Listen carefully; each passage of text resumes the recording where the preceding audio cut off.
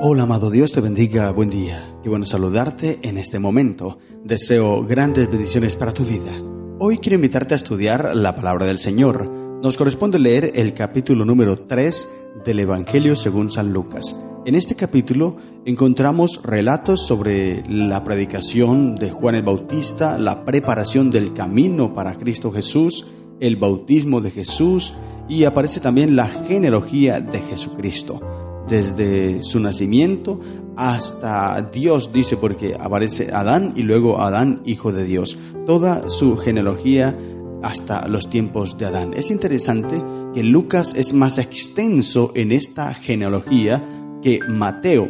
Mateo solamente llega hasta Abraham, pero Lucas llega hasta Adán, dando a entender que Jesús vino para toda la humanidad, porque esta es la intención de Lucas, presentar a un Jesús que vino a buscar y salvar lo que se había perdido. No vino a un pueblo específico, vino a toda la raza humana caída.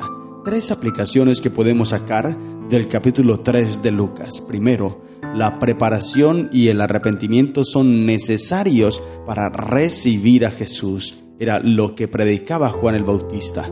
Y nosotros hoy también debemos tener esa misma preparación para poder encontrarnos con Cristo Jesús, para poder recibirlo en nuestro corazón. Es necesario el arrepentimiento. Segunda aplicación, la identidad de Jesús como Hijo de Dios es confirmada en el bautismo, cuando es ungido por el Espíritu Santo que desciende en forma corporal como paloma y una voz en el cielo dice: "Este es mi Hijo amado, en quien tengo complacencia". Aunque Lucas no registra en detalles como lo hace Mateo el bautismo de Jesús, sin embargo, da los detalles que necesitamos saber para darnos cuenta que Jesús es ungido como el Mesías. Y tercera aplicación que encontramos aquí en el capítulo es la genealogía de Jesús muestra su conexión con la humanidad y con su misión. Interesante, maravilloso todo lo que encontramos en la palabra del Señor. 3 preguntas para hacernos a lo largo de este capítulo. Primero, ¿qué significa para mí la llamada al arrepentimiento y la preparación para recibir a Jesús? ¿Qué significa el hecho de que tengo que arrepentirme y buscar al Señor? ¿Qué significa esto? ¿Lo estoy haciendo? ¿Estoy permitiendo que el Espíritu Santo toque mi corazón y abra mi vida para que llegue Cristo Jesús? Segunda pregunta, ¿cómo puedo aplicar el ejemplo de Juan el Bautista en mi vida para preparar el camino para Jesús? ¿Cómo puedo salir también? ¿Qué debo hacer?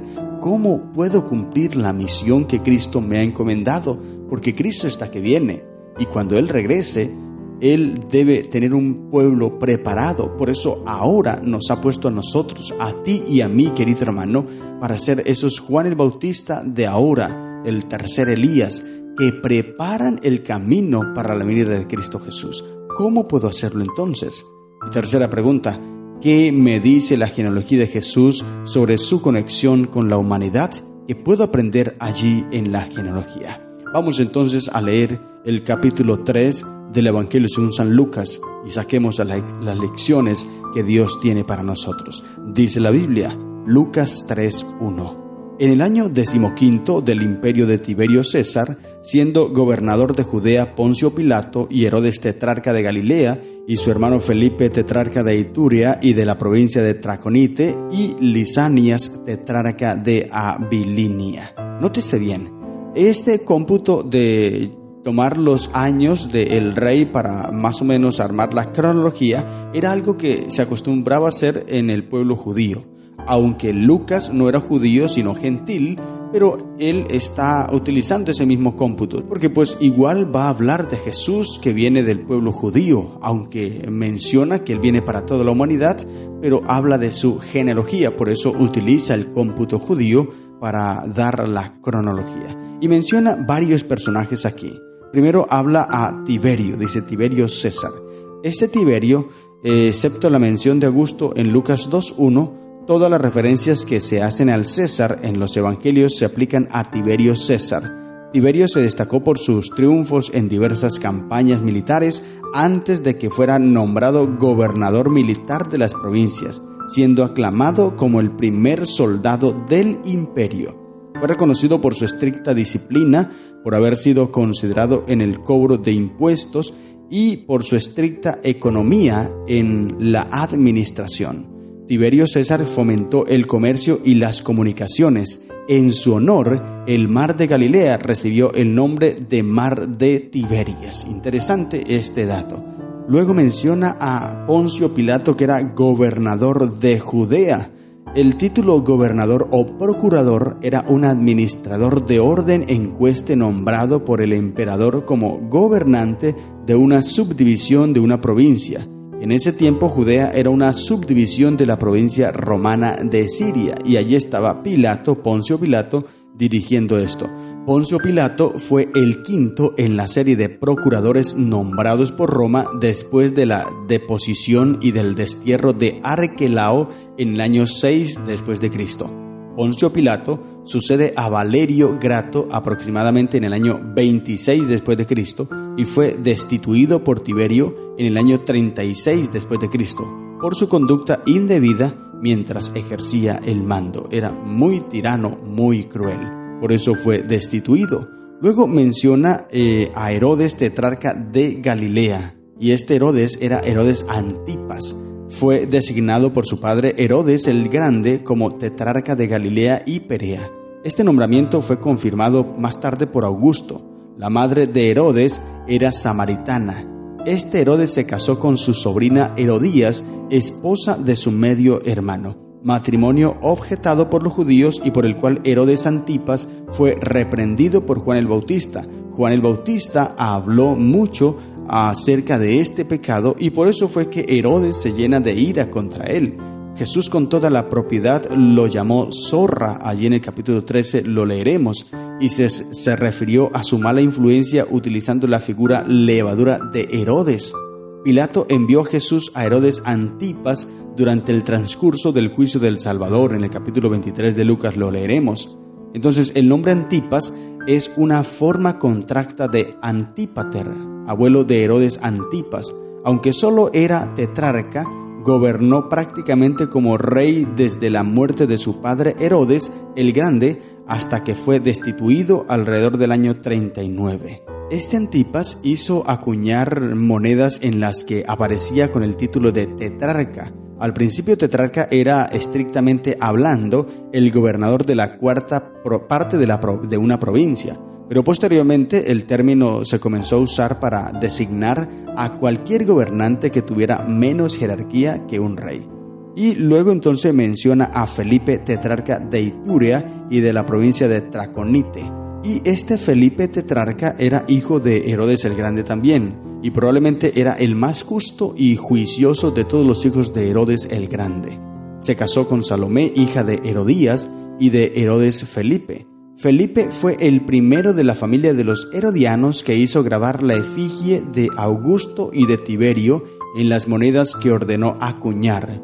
Los judíos consideraron que eso era idolatría, pero afortunadamente para Felipe sus súbditos eran casi todos paganos. Reconstruyó la ciudad de Cesarea de Filipos al pie del monte Hermotí, poniéndole ese nombre en homenaje a Tiberio César y a sí mismo también. Reconstruyó la ciudad de Bexaida Julias, a la que le puso el nombre de la hija de Augusto. En esta ciudad, en el extremo norte del mar de Galilea, vivieron Pedro, Andrés y Felipe. Felipe gobernó durante 37 años, desde el año 4 a.C. hasta el año 34 después de Cristo. Interesante estos datos. ¿Por qué te menciono lo que hicieron estos personajes? Porque ellos fueron los contemporáneos de Jesús, por eso es importante tenerlos en cuenta para saber identificarlos. Ahora, el versículo 2 dice: y siendo sumo sacerdote Anás y Caifás, vino palabra de Dios a Juan, hijo de Zacarías, en el desierto. Anás y Caifás. Caifás era oficialmente el sumo sacerdote, pero Anás, que fue destituido por los romanos, era respetado por el pueblo como sumo sacerdote.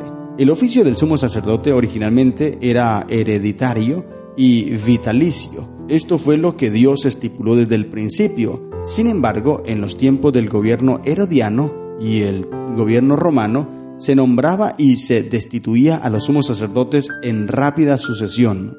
Uno de ellos ejerció solo durante un día, desde la entronización de Herodes el Grande en el año 37 a.C. hasta la caída de Jerusalén en el año 70, 28 personas ocuparon ese sagrado puesto, con un promedio de unos 4 años cada uno. Esto no era lo que Dios había establecido, sin embargo, el gobierno romano y herodiano hacían lo que querían. Anás tuvo 5 hijos, todos ellos fueron sumos sacerdotes, como también lo fue su yerno Caifás. Este cargo fue ocupado intermitentemente por miembros de su familia durante unos 50 años después que Anás fue destituido. Aunque Anás no ejercía el sumo sacerdocio durante el ministerio de Jesús, sin embargo, seguía siendo considerado como legítimo sumo sacerdote por un buen número de sus contemporáneos. Y ahora Caifás. Caifás era yerno de Anás, nombrado sumo sacerdote por Valerio Grato alrededor del año 18 o 19 después de Cristo. Este ocupó el puesto aproximadamente hasta el año 36 después de Cristo. Por lo tanto, fue oficialmente sumo sacerdote durante todo el ministerio de Jesús. Era saduceo, orgulloso y cruel, prepotente e intolerante, pero su carácter era débil y vacilante. Este era Anás y Caifás, los sumos sacerdotes que estaban allí en el tiempo de Jesús y los cuales hicieron todo para acabar con el ministerio de Jesús y poderlo crucificar. Estos hombres se empeñaron en destruir a Jesús. Y luego mencionan a Juan el Bautista. Y solo el Evangelio de Lucas llama a Juan hijo de Zacarías. Parece que los datos cronológicos de Mateo se aplican al momento cuando fue palabra de Dios a Juan. Es decir, solo cuando Dios lo llamó a cumplir la misión que se le asignó y le dio la palabra o mensaje específico que debía proclamar. Tal vez Juan comenzó su ministerio cerca de la Pascua del año 27 después de Cristo, pero allí estaba cumpliendo la misión que Dios le dio. Ahora dice que es una misión que debía predicar en el desierto. Los 3 evangelios sinópticos, o sea, Mateo, Marcos y Lucas, afirman que Juan estuvo en el desierto para hacer destacar que se apartaba de los lugares donde la gente solía congregarse. Esta era su misión, era lo que Dios le había encomendado, por eso debía hacerlo, debía predicar el mensaje de salvación, sin importar lo que tuviese que enfrentar. Ya vimos que él tuvo que enfrentar a este Herodes, que estaba casado con la esposa de su hermano. Sin embargo, Juan no se quedó callado y él empezó a predicar, empezó a llevar el mensaje de salvación. Y mira lo que dice el versículo 15 y 16. Dice: como el pueblo estaba en expectativa, preguntándose todos en sus corazones si acaso Juan sería el Cristo, respondió Juan diciendo a todos: yo a la verdad os bautizo en agua, pero viene uno más poderoso que yo, de quien no soy digno de desatar la correa de sus calzados. Él os bautizará en Espíritu Santo y fuego. Interesante. La forma de Juan predicar, la gente pensaba que era Cristo Jesús, que era el Mesías, pero Juan le dice que no, que el Mesías vendría después de él, y él no era digno ni siquiera de desatar las correas de la sandalia de sus pies. Dice la sierva del Señor, Elena de Huay: la gente pensaba que Juan podría ser el Mesías prometido. Su vida era muy desinteresada, en ella se destacaban la humildad y la abnegación. Sus enseñanzas, exhortaciones y reproches eran fervientes, sinceros y valientes. En su misión no se apartaba a derecha ni izquierda para cortejar los favores o aplausos de nadie. No aspiraba a honores terrenales ni a dignidad mundanal, sino que era humilde de corazón y de vida y no se atribuía honores que no le pertenecían. Aseguraba a sus seguidores que no era el Cristo.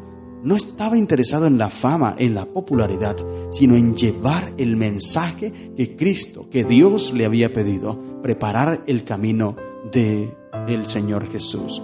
Y ese mensaje lo dice el versículo 9. Y también el hacha ya está puesta a la raíz de los árboles. Por tanto, todo árbol que no da buen fruto se corta y se echa en el fuego. Y la gente les preguntaba, mira, los publicanos, los soldados, la gente del común, o sea, todos le preguntaban a Juan qué hacía. Por ejemplo, el soldado le dijo: ¿yo qué hago si yo soy soldado?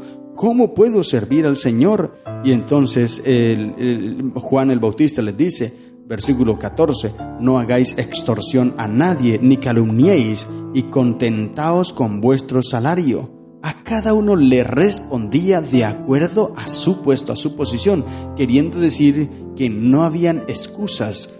Todos podían ser seguidores de Cristo Jesús. Todos podrían llegar al arrepentimiento sin importar en lo que trabajara, sin importar a lo que se dedicara. Todos, si lo querían, podían ser seguidores de este mensaje de salvación. Y sabes, querido hermano, este mensaje es igual hoy. No importa lo que tú hagas, no importa dónde vivas, no importa la familia de la cual procedas. Tú puedes ser un hijo de Dios fiel si así lo decides. Pero si no quieres, no lo vas a poder lograr. Porque todo el que cree, dice Cristo Jesús, al que cree, todo le es posible. Es importante entonces tener fe en Cristo Jesús, aceptar su mensaje, andar de acuerdo a sus líneas, a sus recomendaciones y así vivir en paz, porque esto es lo que Dios pide para nosotros. Por eso, querido hermano, hoy acepta el mensaje de salvación. Hoy entrégale tu vida a Cristo Jesús y permite que Él te dirija, que Él te conduzca, que Él te guíe. Y a través de la experiencia de Juan, mira, que estuvo dispuesto a renunciar a la fama y la popularidad, a todo con tal de cumplir la misión de Cristo, así hoy nosotros podamos hacerlo. No importa a lo que tengamos que renunciar, no importa dónde tengamos que ir, que estemos siempre en el camino que Dios nos ha pedido. Estas son las lecciones que encontramos en el capítulo 3 del Evangelio según San Lucas. Que el Señor te bendiga. ¡Feliz día!